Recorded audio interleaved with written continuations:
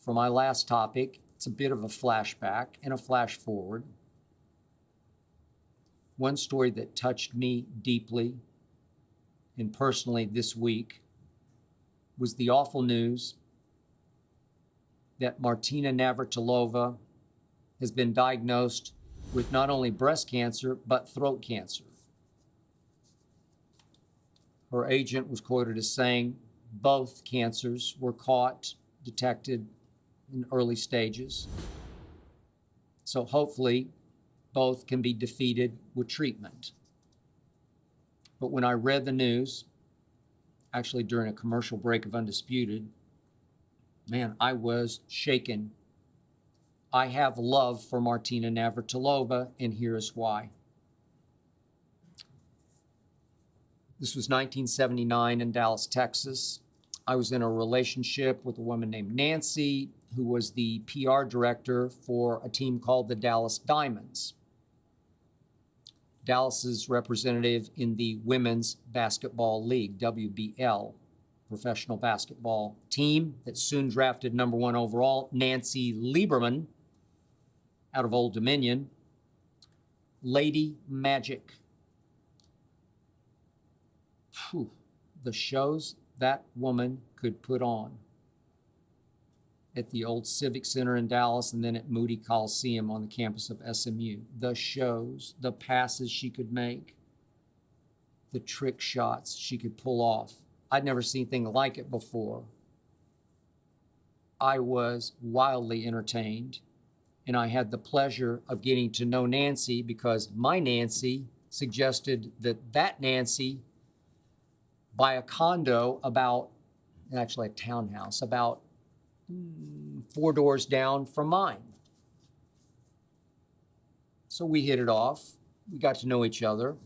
And in that first summer heading into her first year, I actually played a lot of basketball, one-on-one basketball with and against Nancy Lieberman because weirdly, we were exactly the same size, about 5'11"-ish, with long arms for our size, so we were the perfect sort of match up.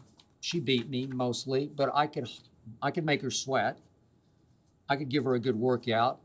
I could nip her at the wire occasionally, but she could play. Ooh, she could play. Some of the most entertaining basketball I ever watched were those WBL games. I even played catch with Martina with a football, and could she ever wing it? Martina was only 5'7", but on television on the court, the tennis court, she played so much bigger and more powerfully. She just loomed off my screen, and then I would stand next to her and realize I was 2, 3, maybe 4 inches taller.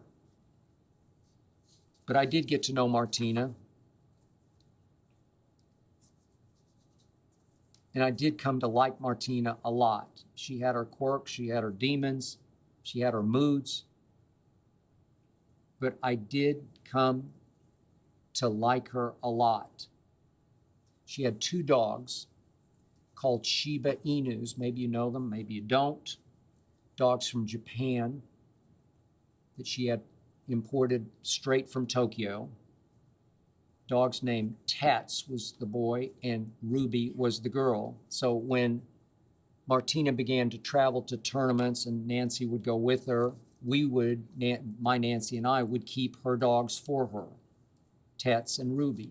Can't tell you how many nights I woke up and Tats and Ruby were sleeping beside me.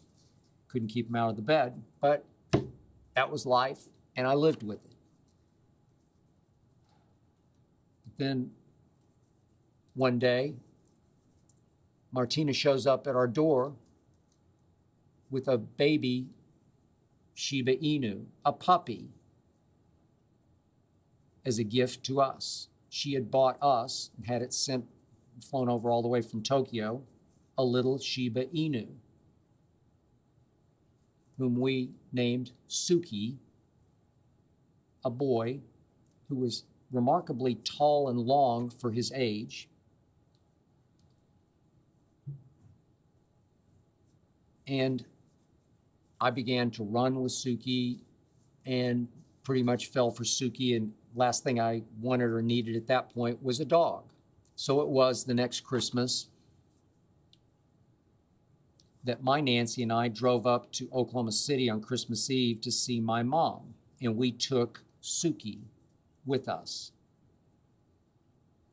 in my Datsun 280Z with a hatchback. On that Christmas Eve, it was snowing. My Nancy took Suki out in the snow to do his business. And for whatever reason, he either wouldn't or couldn't. We chalked it up as it's the snow. He'd never seen snow, been in snow. Maybe it was just too cold. So we waited through the night. First thing in the morning, we tried again. Got a little trickle, but just a little one, and we were concerned. So we cut our trip short and thought we'll drive back and hopefully we can connect with our vet. Maybe he'll make a house call. Maybe we can go see him. This would be on Christmas night. We drove back from Oklahoma City, sort of mid-afternoon into the darkness, back to Dallas. Suki slept in the back, under the hatchback, stopped for gas a little more than halfway, just across the Red River and the state line, Gainesville, Texas. Nancy opened the hatchback, check on Suki, and Suki was still asleep, and I'm pumping gas, and I don't hear anything from Nancy, and it's quiet, and it's too quiet, and suddenly she looked up at me and said very calmly, "I think he's gone." I said, no, he's fine. Shook him. He was gone.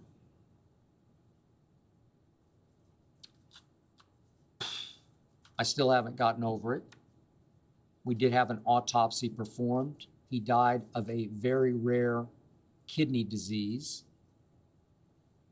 I think it was mostly found in Shiba Inus from Japan. I don't know, maybe he was just over a year old. And I don't know, maybe 3 days later, 4 or 5 days later, Martina shows back up at our door with another Shiba Inu puppy straight from Tokyo.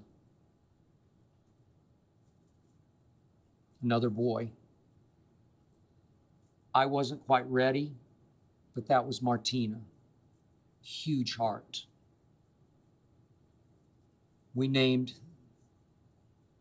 this puppy Sony, and he and I went on many a long run together. And now I'm just hoping that my friend Martina lives a very long and happy life. I hope you enjoyed that video. You ready for more? Make sure you click that subscribe button for all the exclusive content from the Skip Bayless Show. And don't forget to check out the full episode of the show wherever you get your podcasts by clicking the link in the description.